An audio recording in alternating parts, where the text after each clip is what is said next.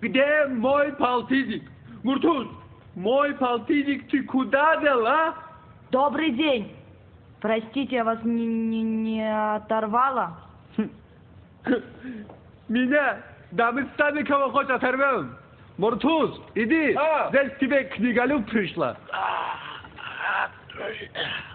И здравствуйте. Что вас конкретно интересует? Скажите, у вас есть Евгений Онегин? Вы знаете, у нас его нет. Ну, может, он в соседнем санатории работает?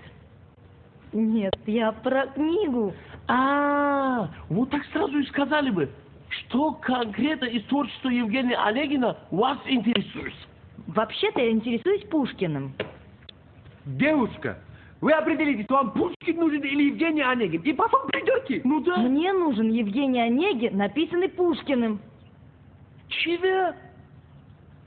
Дадите вы мне книгу или нет? Ну, этой книги нет. Но может я вам другую книгу дам? Вот, биология за 8 класс. Вот такая книга, да? Ну да, благодарение. Вы узнаете, как размножаются дождевые черви. А я знаю, как размножаются дождевые черви. Ну и как? Делением. Правильно же. Вычитанием. Хамы, невоспитанные хамы. А то бывают воспитанные хамы. Я буду на вас жаловаться. Катя, не надо никуда жаловаться. Эту книгу взял я. Вы тоже любите Пушкина?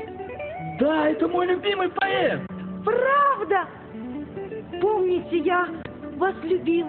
Любовь еще, быть может, в душе моей угасла не совсем. И пусть она вас больше не тревожит. Я не хочу. Он не хочет. Вот дурак. Муртуз, мой полтинник где? Так